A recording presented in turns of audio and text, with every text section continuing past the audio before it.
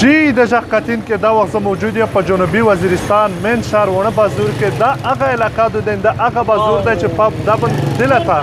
د نیټ یعنی هر قسم په 3G او 4G ورسره چې کوم DSL دی په دا باندې پابندي دو او چې د دغه په باره کې د دغه علاقې خلک رایه ورو چې دته څومره تکلیف ده د 3G او د 4G او د DSL په باره کې حال مشته د نیټ ډېره زیاته مسله ده ځکه چې میږ کاروبار په نیټ پورې تړلی ها دی او تقریبا میږ کاروبار تقریبا 80% په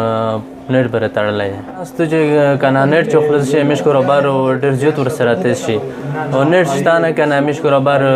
تقریبا 0% دی تکلیف ډېر دی که نه په هره طبقات باندې تکلیف ورغلی دی سپیشلی په ایجوکیټډ طبقه باندې نور بزنس لیول خو دا دی چې الریډي دا خلک ټیک دی د شي سره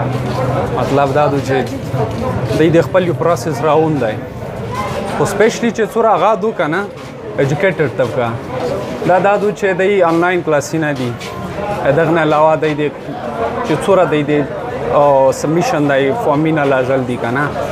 او دا کې دی ته ډېر زیات مشکلات دی میږ صرف یوه د ایجوکیشن ولا جامع نه دو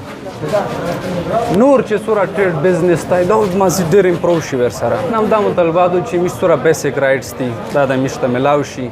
په ایزي طریقه دا میلاو شي لکه څرنګه چې نور پاکستانی ته میلاو دی دا شی چې په ایزي طریقه مو ته میلاو شي ځکه چې دا مو بیسیک رایټ دی نیټ کا چیرې جنوبي وزیرستان ته بلکې ټول فاټه ته چې روشي نه دغه سره زه دا وایم چې دا فاصله والا لاندې شي لکه څرنګه چې د میږ دولت سټوډنټون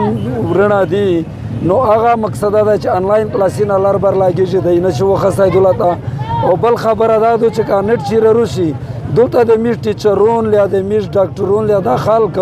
چې په نیټ پوه شي او د میږ بچیون ته وښایي بل د میږ تاجر خلک چې کوم دی په ټوله دنیا کې په ټول ورلډ کې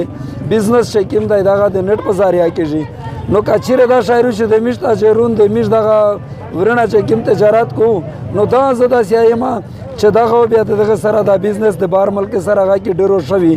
بله خبره دا ده چې لکه نن سبا دا کرونا سوشل ډسټنس دی څه دي د دغه رسایو مقصد دا دی چې میږ ته بیا د نیټ په ذریعه باندې د خلک لږ وپېژني او د ډېر سهولت وي نیټ ډېر ضروري دی د ژوند یوه عام حساب او میږ دا بار بار مطالبې کړې دي او بار بار هم دا احتجاجي نه کړي چې نیټ ته میږ ته روکړی شي او ته د یوې سیاسي پارټۍ سره لکه ته تړاو هم لرې او دا نیټ چې میږ ته ستا روشي د دې پوره د په کمپین کې څومره سوداګري روانه نو زه خو دا وایم چې که یو سړی ورسره اغزي ته چې شولم ته چې شکي ته چې دغه پوره د کمپین کې که چیرې په سوشل میډیا دا هغه وای نیټ وای نو د دې پوره ډېر سهولت وای بلکې زه دا وایم چې نن سبا کتابونه څوک نه کسي نو په کوم ټویټ چې وشي یا مقصد دا دی چې چا پوسټ کړی وي هغه سیاسي پوسټ وي سیاسي خلک دغه نه فایده واخیستی شي دغه ډېره ښه خبره ده چې سیاسي خلک د پوره د خپل لیډر د کمپینه د خپل د پارټۍ د نظریې نه زه دا وایم چې میږ ته د باچا خان کتابونه چې کوم دي دا د سوشل میډیا سره نن سبا خلک باچا خان وپېژنده نه که په کتابونه باندې جی کتین کې توس د خلک خبره واورېدې د واحد یوه خبره وه چې که چیرې سټیټ